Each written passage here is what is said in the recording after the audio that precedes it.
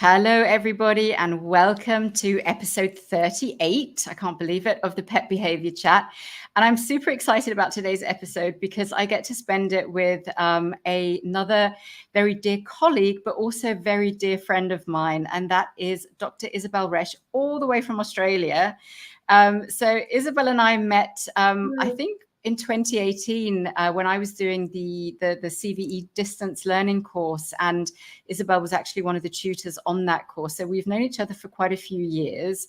And Isabelle has her Australia New Zealand memberships in both internal medicine and veterinary behavior. And she also was a practice owner, is now a specialist practice owner.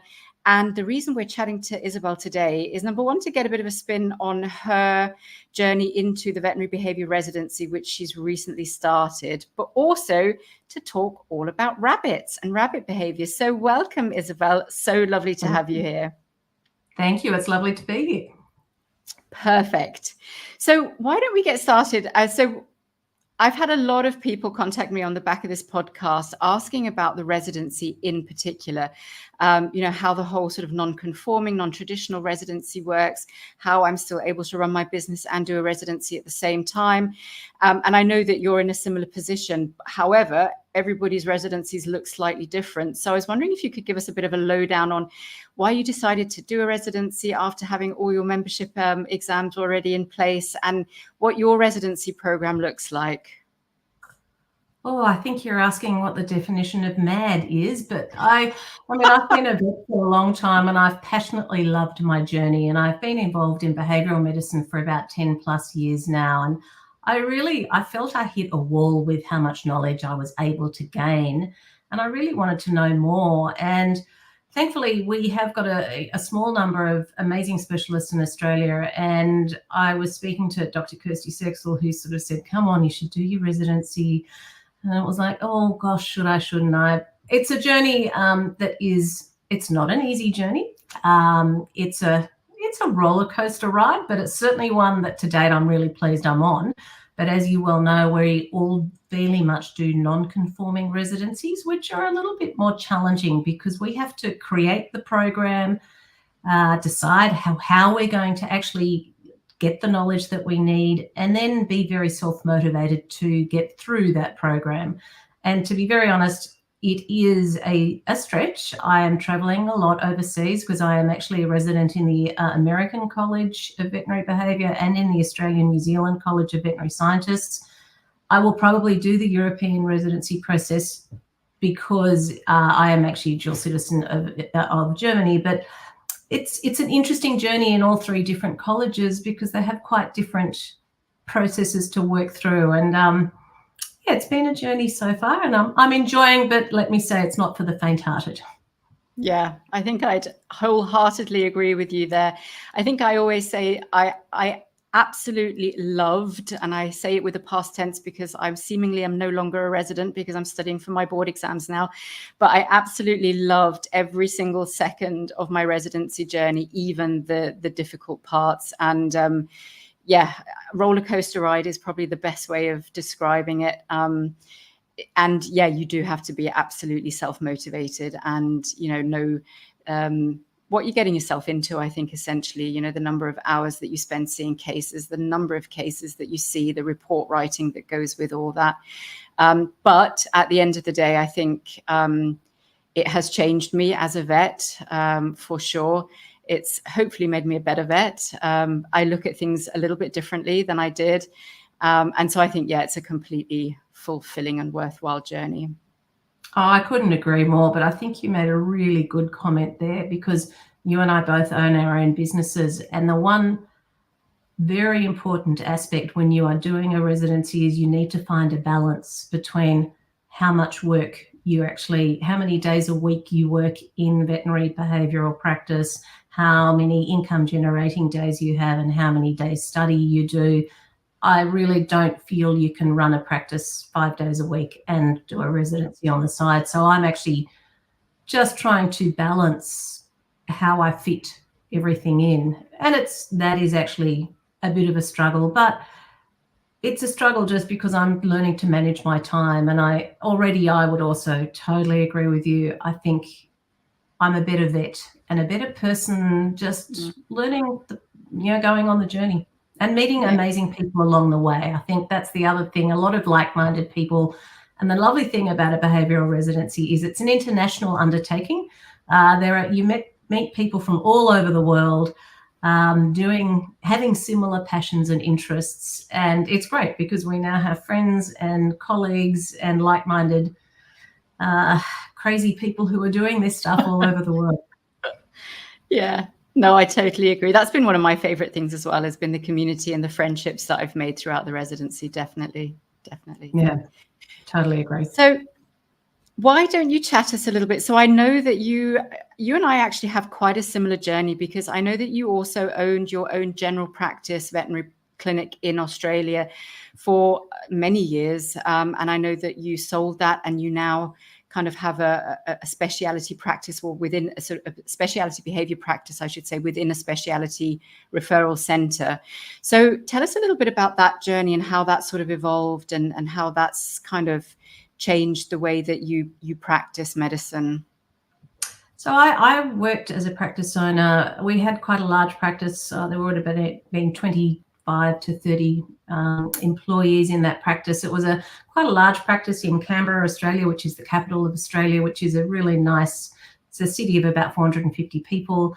It was an interesting, my veterinary journey has evolved a lot over the years. I started off in internal medicine. The practice that we actually had ended up doing a lot of exotic animal work. So we had vets who dealt with things with scales, feathers. I tried to limit my work to things with fur.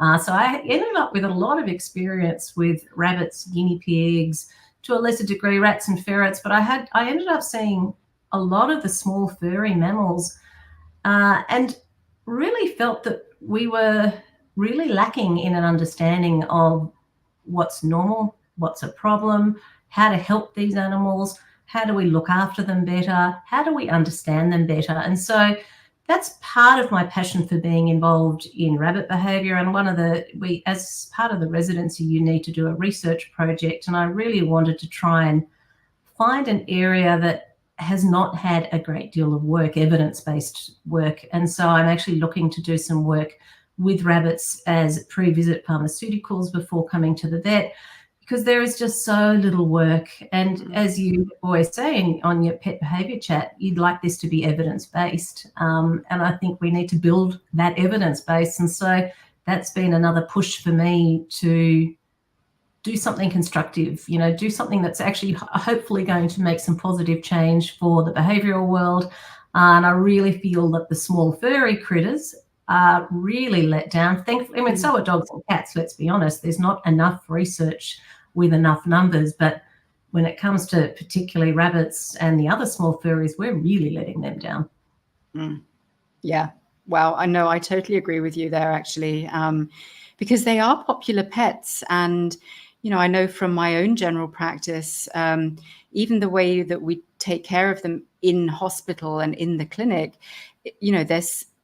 there's not even, as you say, enough evidence, or there are not enough practices doing good things for dogs and cats. So when it comes to the small furries, it's even more limited. And it's just because the knowledge isn't out there. And I love that you're doing a research project around rabbit behavior, especially around PVPs. I think that will become a seminal paper, I'm sure of it, especially because there's been nothing done in it. So that's very, very amazing. Yeah. It's so exciting. How did you... Yeah, it is very exciting. I agree. How did you, when you were in your general practice and you were seeing a lot of the small furry mammals, how did you sort of change your approach to taking care of them in hospital? What were some of the things that you found really worked for those guys to help them be less stressed in practice? So I was lucky enough to work with a number of different people who are very passionate vets, who are very passionate about exotic animals. They had some species that they were particularly interested in, but what they really taught me was understand the normal behaviours for the particular species you are dealing with. So particularly with, say, a rabbit, they are a prey species who tend to default to flight or fight. They don't, they don't show a lot of the subtleties of behaviour, and they are a prey species. So, what we started off by doing was actually sectioning off a different area of the hospital entirely for our prey species. So we had a cat ward, which was very physically separated from the dog ward, which was also physically separated from the rabbit area, physically separated from the bird area. We would be very cognizant as to which species was put where. If we had a ferret, they tended to go with the cats with no visual access. We would try and bunch the prey animals together. And again, we would just really have a look at what do these animals, what do they do in their natural setting? So you often, you see rabbits being very vigilant, but a lot of the time you don't see rabbits when they're feeling under threat because they bolt and go into their warrens. So by providing them with hutches or boxes, hiding opportunities, and just really trying to provide an opportunity to behave more normally was where we started. Yeah, that's amazing. I think that's what we, how we've learned with cats as well, in particular. Exactly the same thing. We know that cats are prone to hiding if they're feeling threatened. And sometimes such simple things such as providing somewhere for them to hide. And I think with rabbits, that's even more important, is being able to give them not a warren like, because you can't dig into the ground, but giving them something, tunnels or something that they can go into to feel more safe. I think that's an amazing place to start. And I think another really good place to start is they're social creatures. They need their friends. And, often owners will say, can I bring their buddy rabbit along? Oh, no, look, it's too hard. Absolutely. Please bring their buddy rabbit along. Please bring their normal foods that they are used to and like. Because rabbits are grazers. They are crepuscular. They eat more in the morning and the evening. But when you place them under stress, they're far more likely to eat if you're providing what they're used to. So just those little simple things, having a buddy, having the foods that you like, perhaps having the blanket or the hide that you're used to, can make some really big differences. They also will have the pheromones on them, because rabbits, just like every other species, they have their chin pheromones and they tend to rub them. So if you can familiarize that environment with their own pheromones, they all go a long way towards making life a bit better for them in the hospital setting. Yeah, no, absolutely. And did you see behavior cases for small furries when you were in your general practice, or is that still something that's not readily accepted by referring vets or the rabbit owning public? I'd love that answer to be a resounding yes, but it's a resounding no. What we did see was a lot of they would come in for an issue that was not often recognized as being a behavioral or you are not providing the optimal environment for that pet. So I think as a first line, often it was about optimizing that animal's environment. And sadly, I think when it comes to particularly the small furries and many of the other exotic species, when you walk into a pet shop, what is readily commercially available is totally inappropriate to their needs, wants, and desires. So I wouldn't say, I certainly, sadly, am not seeing referrals for behavioural problems. Having said that, I think the reality is I'm not seeing as many referrals from from vets for dogs and cats at times. It's interesting working in a referral hospital, how many pets hate going there. So, we've got a long way to go. But I think in furries, I think we have to take it step by step. And I think we really need to start by educating owners and vets about what should be considered species normal, what is optimizing the environment. Actually, not just, well, to be very honest, it's not even just about optimizing, it's about what they need. We've gone a long way with dogs and cats. We don't use the word environmental needs as much. We actually use the word environmental optimization. I think sadly, when it comes to the small furries, we're still in the needs section, working very slowly towards the optimization section. Yeah. So it's almost like going back to basics, isn't it? Making sure that the basics are understood before we even think about, that optimization piece, like you say. And I feel the same is the case for horses a lot of the time. I think these kind of fringe species, right, where they're not fringe species, that's not what I mean, but I guess animals that we don't regularly see as our pets, dogs and cats certainly make up the bulk of that. But everybody that lies outside that, yeah, I think you're right. We haven't even got the basics right quite yet. So, thinking about sort of a specialist approach to that is almost something that, is maybe 5 years away still, or a few years away, sadly.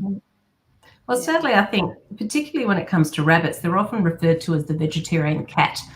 And I'd have to say nothing could be further from the truth. And I think back to it was actually you who brought up the 3 F's for horses: friends, forage, and freedom. And nothing could be more appropriate than rabbits: friends, forage, and freedom. And as you say, they're not fringe species. They're incredibly popular, but people just sadly, vets included in that, still don't really understand.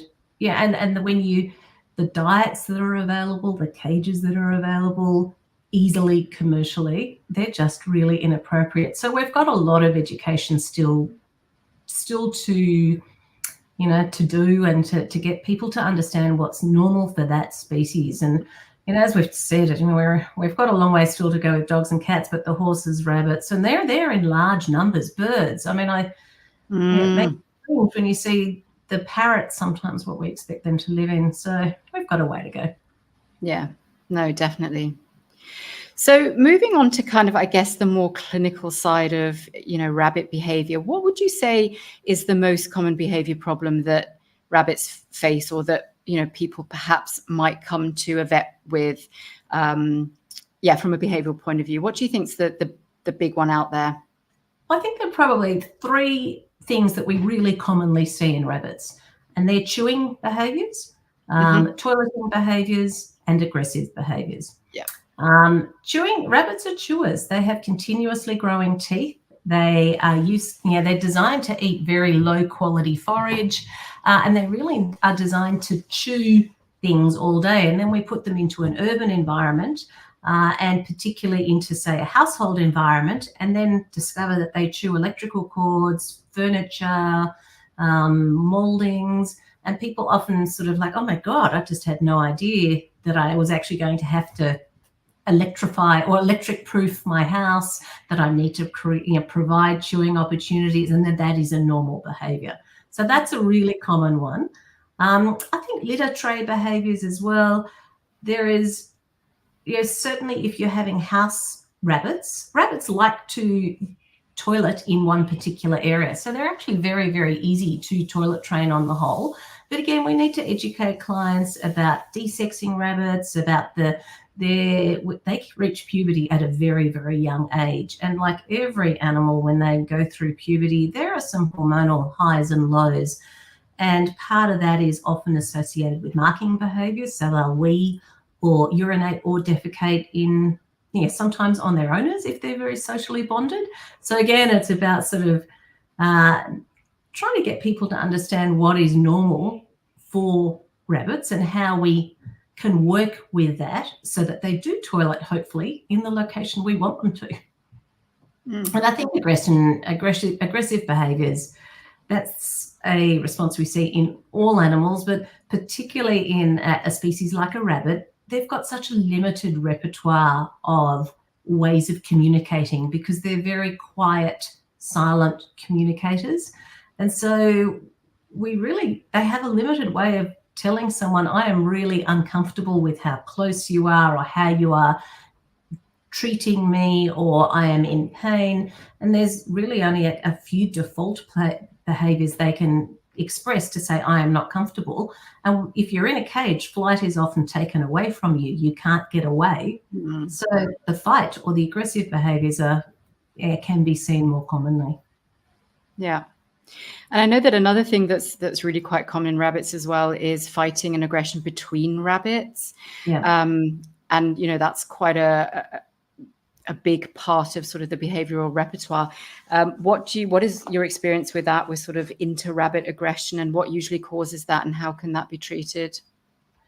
It's quite a complex problem, but I think it's probably most prevalent in season or sexually sort of coming into sexual maturity females amongst female rabbits of the same sex, or amongst male rabbits of the same sex. That's when it's most prevalent in timeline-wise, when they're reaching sexual maturity. The other time you really commonly see that problem is when you're trying to introduce two rabbits that have not lived together. Now, rabbits are really, really social creatures. But if you've lived alone for a long, long time and then suddenly you're being put into an arranged marriage with someone that you're not particularly comfortable with, we certainly do see aggression behaviours when you're trying to familiarise rabbits with new buddies. And there are no absolute set rules, but certainly one thing we can do for a multitude of reasons, desexing both male and female rabbits can really help. It can decrease some of the hormonally driven aggressive behaviours. Certainly in female rabbits, something that I really hadn't realised until I was in practice with rabbits is female rabbits have a really high incidence of a uterine cancer called adenocarcinoma. And so if you actually desex them early, they can't fall pregnant. They're going to display less nesting behaviours. They're not going to come in and out of season. They'll be a little bit less of a roller coaster ride behaviourally, but they're also going to have a far lower incidence of uterine cancer and be healthier for the long term. So I'd have to say the aggression is probably in entire rabbits that haven't been desexed, and then the introducing new buddies. And that there are ways and means that we can try and alleviate that, but it's a little bit like an arranged marriage. Sometimes it's just not going to work. Yeah, a little bit like cats, I think, for different reasons. But that whole introduction process can be I think one needs to bring a lot of patience to the table and to, do things quite slowly and, be very sort of mindful about how the rabbits feel about that. Having said that, though, so I know that, we mentioned that rabbits are a social species and, they do live in groups and in larger numbers together. And I think, one thing, a mistake that is often made is keeping rabbits alone. So keeping a solitary rabbit. How do you feel about that? And what do you think the welfare implications are of keeping rabbits on their own and not having other rabbit friends living with them? I think it's pretty tough for rabbits because, rabbits will live in groups, up to hundreds of rabbits. So the Erectolagus species of rabbit lives in they're a social species. They live in groups, usually in the tens, but they will often go up to the hundreds, and they usually are in little subgroups of about 2 to 8 rabbits per group, and they're usually related in some way. So when we then domesticated rabbits, a lot of their wild type behaviours came with them, and they are really used to having social buddies. So I guess it depends a little bit on where and when that rabbit came from. But if you're getting young rabbits who have come from a litter of babies, and then I don't want to look after 2 rabbits, that's hard work, and then you isolate them, there are just a whole multitude of things that, they're not getting their social enrichment, they're not getting their grooming, they're not getting a lot of the things they need. I think on the flip side, however, if you've got a 10, 15-year-old rabbit who loses their mate and is actually living alone in their human group quite happily, sometimes you've got to consider, is it really, you've got to look at the pros and cons about, do I put my, very aged rabbit through an introductory process? Because rabbits certainly, and it depends very much on the individual personality, but can become very bonded to their human family. But I'd have to say, as a generalization, if you're getting younger rabbits, get 2 or 3 of them, and it's just they're animals that feel safer in numbers. So it is just innately part of their behavioural repertoire to feel safer in numbers and to feel more comfortable when they have others of their own species around. Yeah. And I know that sometimes it's recommended to keep, for example, a rabbit and a guinea pig together. Is that something that you would say, is the guinea pig an adequate social partner for the rabbit, or not so much? Like many things in vet, it depends. It can be. You can. I would often say in multi-species households, rabbits are often top of the pops. One of the problems with rabbits and guinea pigs are that guinea pig can harbour a bacteria called Bordetella that can actually infect rabbits, and other way around. Pasteurella and Bordetella is bacteria that both of those species can have that can infect the other species. And so that you do have to be a little bit careful health-wise. I wouldn't say it's a match made in heaven, but it's probably better than being a singleton without any social bonds. You often see cats and rabbits actually being best of buddies, rabbits and dogs being really good buddies. I would certainly say in the introductory phases, that needs to be a slow and cautious introduction. And as with many animals, the younger they all are, when you introduce them, the more likely it's going to be a successful encounter. And so I think you certainly can have cross-species buddies. It's probably not ideal, but it can certainly work quite well for some rabbits. Yeah. No, that makes total sense. And it's actually so funny that you mentioned those three as kind of the top sort of three behavior issues that that we tend to see in rabbits, because so in my one single rabbit case that I've had through my residency out of 400, but that gives us a bit of an idea, right, of how rarely these animals are presented for behavioral issues. So in my one bunny case, I had a pair of rabbits that showed all three of those behaviors. So yeah, I concur that absolutely from my extremely limited experience, but those three tend to be the things that probably pop up quite a lot. So yeah, definitely something to think about. The other thing I wanted to ask you, Isabelle, is so one of the things that I've learned throughout my residency and, that we all know about is the importance of physical medical health on behavioral presentations. And I presume that would be similar in the small furries, right? Whether that's dental pain or osteoarthritis, when we're talking about aggressive behaviors.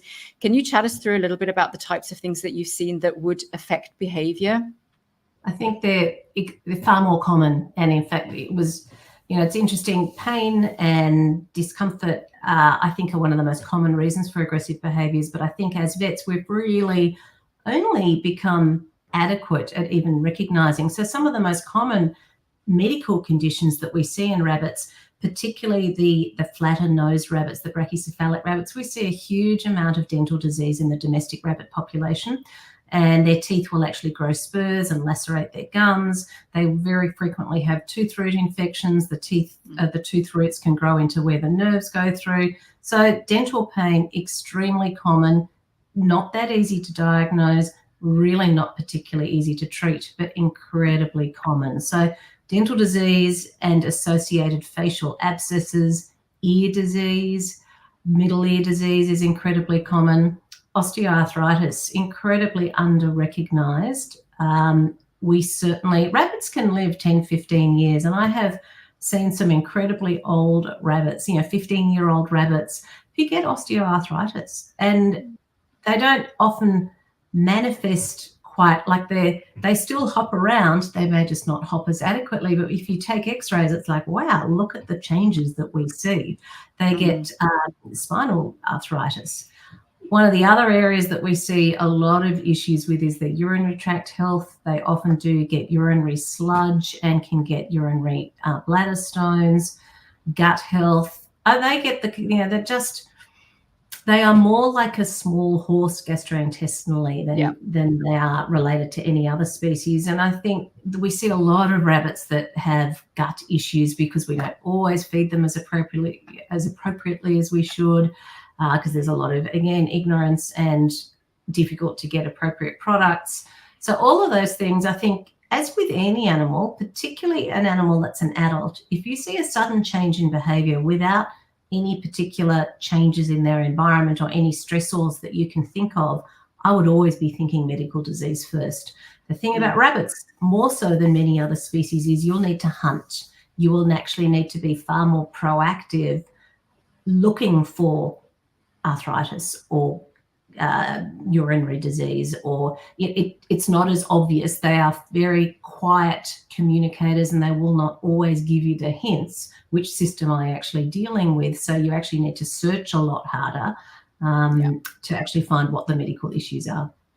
Yeah. No, absolutely. I think it's such a big thing, isn't it? Making sure that we don't miss that, especially in those species, like you say, that aren't as obvious in their presentation of, hey, it hurts here.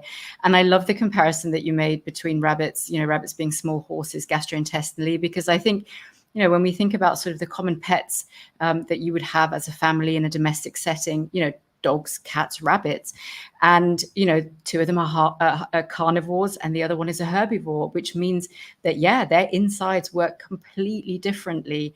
And I think you're right, making sure that they have enough access to forage, that they can chew on something more or less 24/7. It's so important. And because we're so used to feeding dogs and cats a couple of times a day, which is also not ideal, but right, that's the way that things have always been done.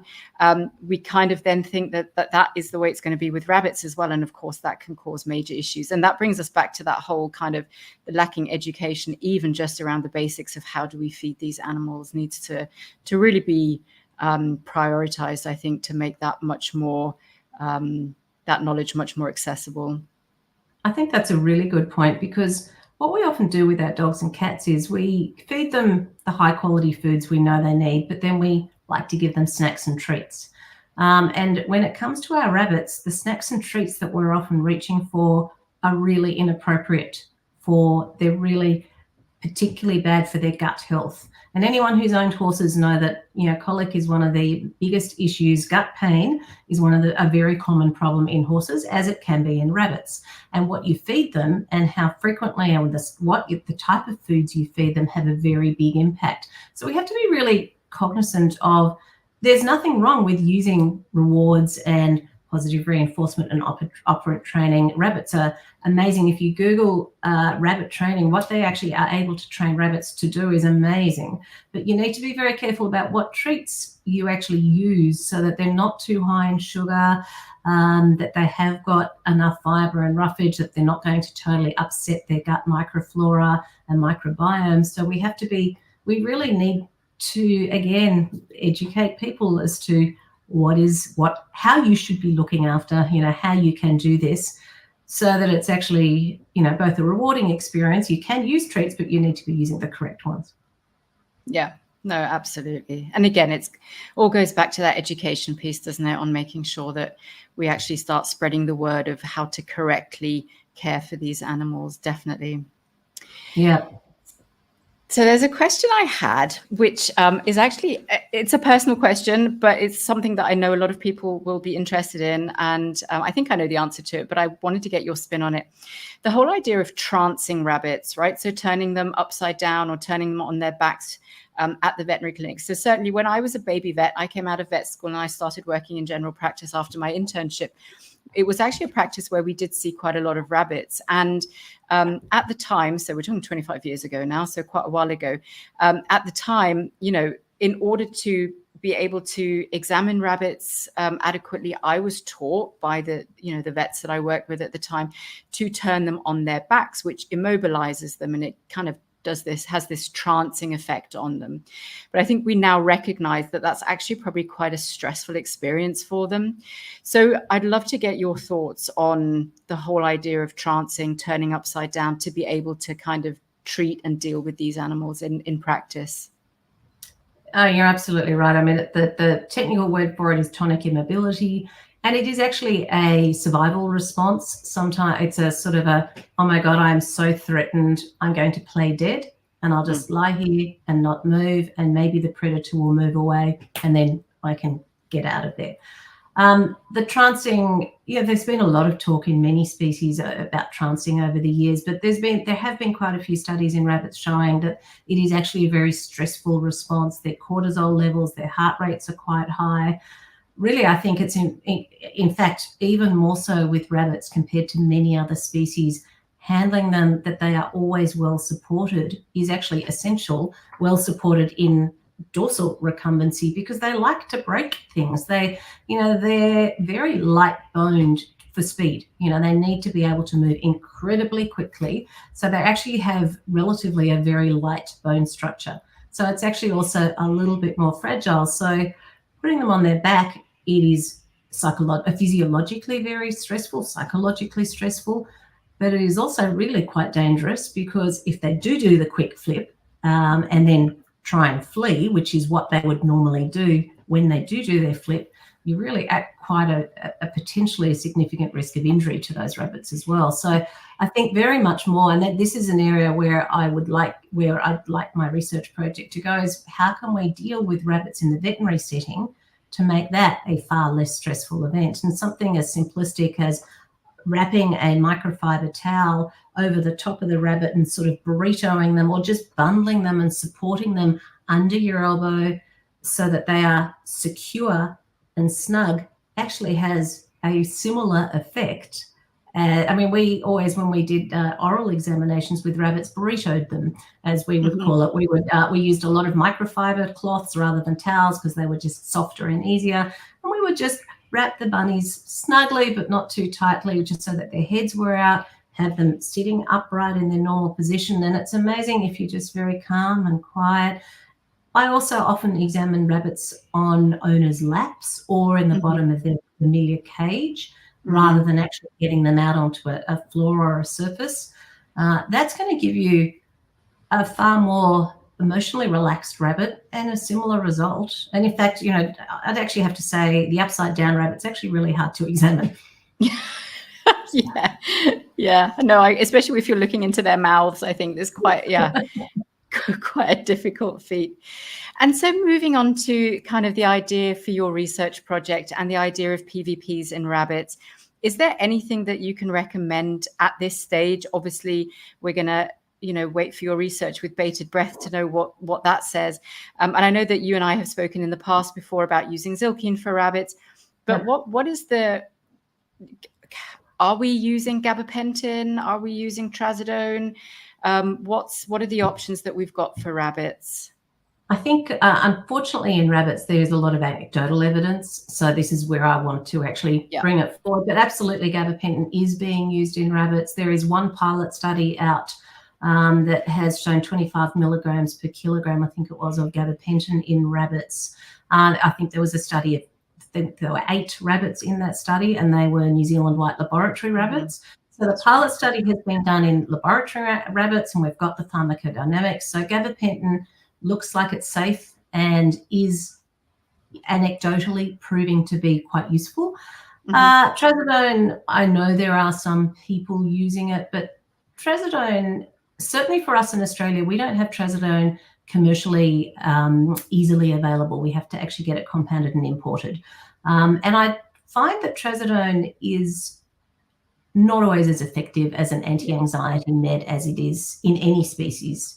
So I don't think it's certainly not my go-to. I would be looking at Zilkine. Zilkine is always worth a go because worst case scenario, it's unlikely to do any harm. Again, we don't have a whole lot of data. There's also a rabbit pheromone that's actually available. Again, it may not be commercially available in every country. One of the rabbit vets I work with is actually importing it from the UK. It's an appeasing pheromone. And she's actually really, seeing some good successes with it. So that's the problem, is we don't have a whole lot of options, and it depends which country you're in. It's not always that available. The rabbit appeasing pheromone certainly is, I believe, not a prescription medication, so it is something you could look at importing. But gabapentin is, I think, where we will particularly be looking. Gabapentin, Zilkine, they are, I think, really important. And then when you've actually got them in hospital, don't forget your injectable benzodiazepines, your midazolam. I mean, midazolam is fabulous for inhibiting memory formation, as well as being anxiolytic and maybe having some sedative effects. So they are just fantastic effects that you would like for a rabbit in hospital. Yeah, no, absolutely. Amazing. So just a final question before we kind of wrap things up. So we spoke a little bit about the fact that we don't have many commercially available, really suitable items for rabbits. And I think that's the same for cats. I'm forever looking for litter trays that are suitable, and there just isn't anything around. Have you got any kind of top tips, either for vets or for rabbit owners that might be listening, of maybe a product range that you really love, or kind of hacks that you've found that have made really good either living environments or environments within the veterinary clinic for rabbits? So for example, with a sort of cat litter tray situation, we found these amazing storage boxes at IKEA that are the perfect cat litter tray. So that would be my top hack for providing cats with appropriate sized litter trays. Have you got anything like that for rabbits that you could share with us? I mean, the hard part about cats and rabbits, there is a lot of size variation, but I think hidey holes, and you can make them really cost effective. Hartmann's boxes, they are a really nice size with a little hole cut in them for many of our smaller mammals. I go to a lot of the English and Scandinavian resources when it comes to what should a good rabbit enclosure look like. And to be honest, I think probably one of the most eye-opening moments for me was a rabbit should be able to stand up on their hind legs and be able to have a full stretch vertically and be able to run. When you watch rabbits in the wild, they built around. They have a lot of fun. I know they're a feral species in Australia, but we have rabbits in our backyard, and they're fun to watch. So when you're actually thinking about how am I going to house this rabbit, and you look at the hutch and you think, my rabbit can't stand, he can take 1 or 2 hops. Is this an appropriate cage? No.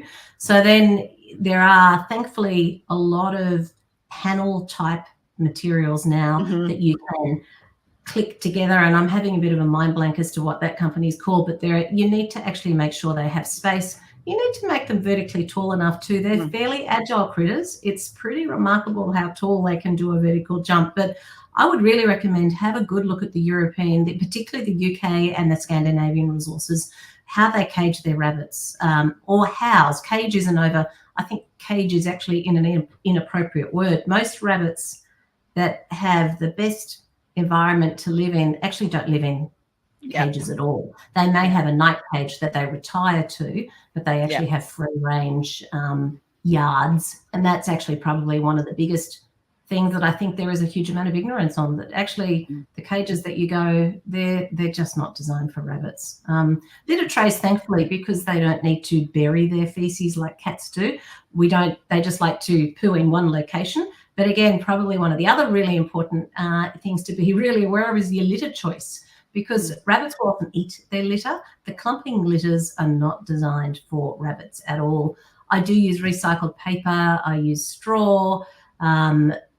When you put paper through the shredder, there's all sorts of environmentally friendly things, and that's a great way to recycle your paper waste, is actually if you put it through the shredder and you can use it. But you have to be a lot more conscious, because rabbits are oral investigators. Everything has to go through their mouth, and they'll eat it, try it, nibble it. So you actually have to think a whole lot more about it than you would say, in a cat when you're thinking about litters. So it's not so much tray size for them, tray location, and what you put in that tray that's actually far more important. Yeah, no, that's fantastic advice. And I agree that I've seen a couple of rabbits in sort of apartment type settings where the rabbit just has free reign of the apartment. So they're, they're very well litter trained. And like you say, they have somewhere to retire to at night, essentially to keep them safe and keep them, out of trouble from chewing things they shouldn't be chewing.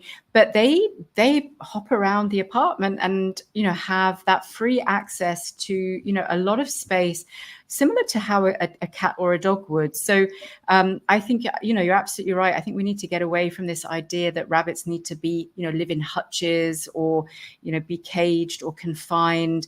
I think that's also probably quite an old-fashioned way of looking at things. I think that's, probably stems back from the 70s or whatever, when rabbits first started being pets and were kept in these hutches and cages. So yeah, no, that's really great. When we were actually breeding them for meat, and they actually were put in cages, in solo cages, because they felt that they would actually fight if they were put in together, and that they actually had better meat conversion.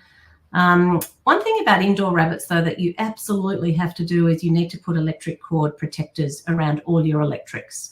They're just like plastic sleeves, but their favorite things to chew on are the iPhone cords, but they're only 12 volt. They don't mind a 360 volt. Well, I'm showing my Australianism. Sorry, 240 volts we are here, but I'm showing my Australianism. But they don't mind chewing on those, and you don't normally have 2 opportunities. So one thing, if you've got an indoor rabbit that you are allowing to free range, you need to electrically proof your home, or rabbit proof your electrics in the home. And just make sure that there are lots of plastic guards for treasured bits of furniture, because they will have an oral explore and a nibble. Yeah, great advice there. Thank you so much. It's been so much fun chatting, and thanks for sharing all your knowledge. I'm so excited for your research to come out. I think that's going to be brilliant, and I think it's going to really head us in the right direction of, you know, really branching out in terms of the species that we treat as veterinary behaviorists. I think, you know, a lot of us are, or most of us, I would say, you know, are very much confined to dogs and cats for many different reasons. I think, you know, partly because those are the species that are presented to us mainly. But I know that, you know, we also need to be thinking about the small furries and the reptiles and the horses and all the other sort of animals that share their lives with us. So it's been absolutely fascinating chatting to you. And thank you also for sharing your experience so far of the residency.